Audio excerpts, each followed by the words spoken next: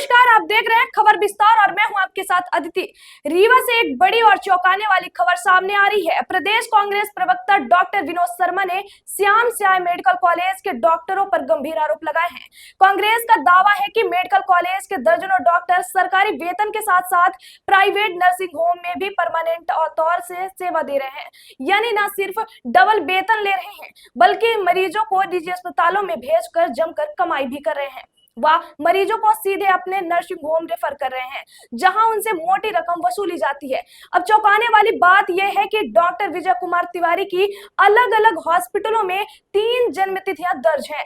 एक जगह 1900, दूसरी में 1954। सवाल उठता है कि क्या 125 साल की उम्र में कोई डॉक्टर आज भी सेवा दे सकता है? इस तरह शांति नर्सिंग होम, मिनर्वा हॉस्पिटल, वरदान नर्सिंग होम सहित कई नए संस्थानों में सरकारी डॉक्टरों की स्थायी तैनाती के सबूत शामिल हैं। रिपोर्ट के मुताबिक ना तो इन डॉक्टरों ने मरीजों से मिलने वाली आय का हिस्सा रोगी कल्याण समिति को दिया और ना ही उन्होंने सरकार से अनुमति ली। इस पूरे मामले में प्रदेश कांग्रेस प्रवक्ता डॉक्टर विनोद शर्मा व कांग्रेस नेता कुंवर सिंह ने क्या कुछ कहा है, सुनते हैं। मेरा वही कहना है कि कौन सा डॉक्टर है उसमें?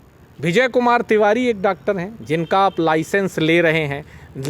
125 साल में आपने लाइसेंस जारी किया। तो मैं आप सबसे यही कहना चाहता हूं कि रीवा शहर की, रीवा के संजय गांधी की अस्पताल की व्यवस्था चरमरा गई है। इसकी जिम्मेदारी कौन लेगा? विकास पुरुष यदि विकास की लेते हैं तो उप मुख्यमंत्री जी आदरणीय राजेंद्र शुक्ला साहब, तो ये जो संजय गांधी के अस्पताल की दुर्गति, ये जो डॉक्टरों को फर्जी लाइसेंस जारी करना, इसकी भी जिम्मेदारी उन्हीं को लेनी चाहिए। शेष हमारे विनोद भैया। ये मैटर रीवा की जनता का दोहन का है। ये मैटर रीवा में उपजे मेडिकल माफिया का है। ये मैटर रीवा के दुर्भाग्य का है। कोई भी व्यक्ति, आम इंसान, भगवान के बाद अपनी ज़िंदगी जीने के लिए सबसे ज़्यादा किसी पे भरोसा करता है तो डॉक्टरों पे करता है। डॉक्टरों को दूसरा नाम ही भगवान दिया जाता था कि हे भगवान मुझे बचा लो। पर अब जो डॉक्टर हैं, डॉक्टर के संरक्षक हैं, डॉक्टर के रखवाले हैं, ये हैवान और हैवानियत की सारी हदें पार कर गए। रीवा में एक मेडिकल गिरोह चल रहा। काहे का चल रहा? आयुष्मान कार्ड के का जो पैसा लूटने का जो मोदी का भाषण रहता है, आयुष्मान कार्ड का इलाज।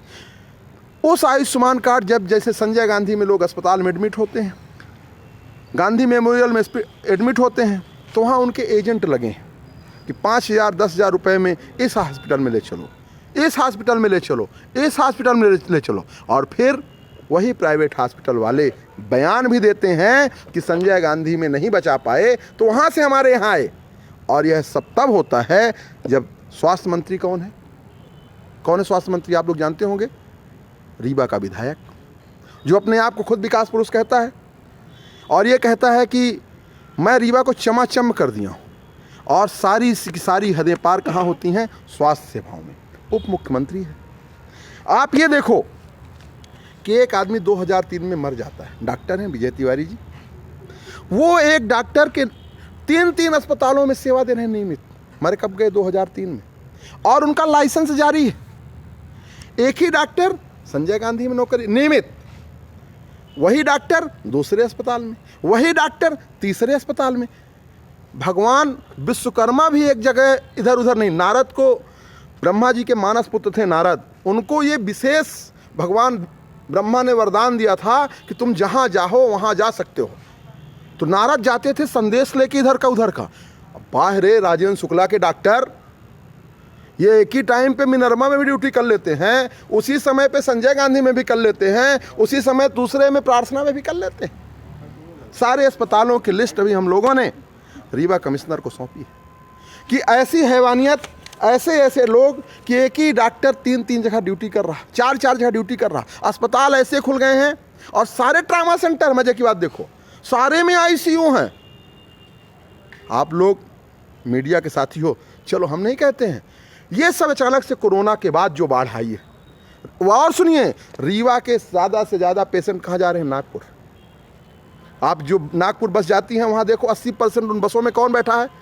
रीवा के लोग बैठे हैं, वहाँ नागपुर में लुटवा रहे हो, यहाँ प्राइवेट अस्पतालों में लुटवा रहे हो, इसका क्रेडिट कौन लेगा? रीवा का आम व्यक्ति जिसके पास खाने को पैसा नहीं है। भाई हम इस नहीं कह रहे हैं, ये मोदी जी कह रहे हैं 80 करोड़ लोगों को तो हम खाना खुदे देते हैं, 140 करोड़ है ही नहीं, तो 80 करोड़ के तो मोदी जी पेट पाल रहे हैं। और जिनको मोदी जी पेट पाल रहे हैं उन 80 करोड़ लोगों को कैसे लूट रहे हैं?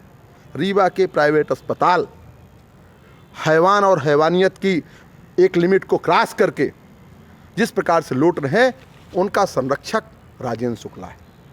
राजेंद्र शुक्ला जी स्वास्थ्य मंत्री हैं, यदि वो नहीं हैं तत्काल एक्शन लें। आपके माध्यम से मैंने दिया तो कमिश्नर को ज्ञापन है, पर वो भी रीवा के मतलब मध्य प्रदेश के स्वास्थ्य उप मुख्यमंत्री, आपके माध्यम से आवाज़ दे रहा हूँ कि हे राजेंद्र शुक्ला जी, थोड़ा समदड़िया से दिमाग हटाओ और यहाँ पे आओ। वही गंगाधर शक्तिमान की कहानी मत करो, ये तो तुम्हारा विभाग है, इस विभाग के तुम्हें सर्वे सर्वा हो। इसमें तो नहीं कहोगे कि रीवा कलेक्टर किसी और के इशारे से काम करती हैं, इसमें तो तुम ही हो, तो तुम आओ, इसकी जांच करो कि रीवा के जो प्राइवेट अस्पताल लोगों को लूट रहे हैं, सौदा कर रहे हैं। आपको मैं बताऊं, मैं वीडियो दिखाऊं, एक डॉक्टर ने आज एक वीडियो जारी किया है। जानते हो क्या जारी किया है? कि वहाँ के डायरेक्टर ये पूछते हैं आज आईसीयू में कितने आए, कितने लोगों का ब्लड टेस्ट किया। जैसे धंधा सेल्समैन नहीं होता, प्रमोट करता, अपना बिजनेस प्रमोट करता, ऐसे डॉक्टर बने हैं। इन सब चीज़ों की हमने अभी कमिश्नर साहब को ये मांग पत्र सौंपा है और मुझे उम्मीद है कमिश्नर थोड़ा ईमानदार है, अभी आया, अभी उसको रीवा का पानी हवा नहीं लगा है, थोड़े ईमानदार हैं तो वो कार्यवाही करेंगे। और हो सकता है थोड़ी सी मैं राजेंद्र शुक्ला को भी धन्यवाद दूंगा, यदि स्वास्थ्य मंत्री होने के नाते थोड़ी बहुत कार्यवाही कर दिए तो। हालांकि करेंगे नहीं, चूँकि उनका कहीं ना कहीं सांठगांठ है। आपको भी पता है कि रीवा के सारे प्राइवेट अस्पताल कोरोना के बाद बढ़े हैं। देख लो 5-5, 10-10 मंजिला के अस्पताल सब जगह बन गए, कौन किसके इशारे पे? तो ये सब चीज़ें हैं। तो यही हम आपके माध्यम से कहना चाहते हैं कि रीवा की जनता को बचा लो, और बचाने वाला भगवान है और मीडिया के साथी।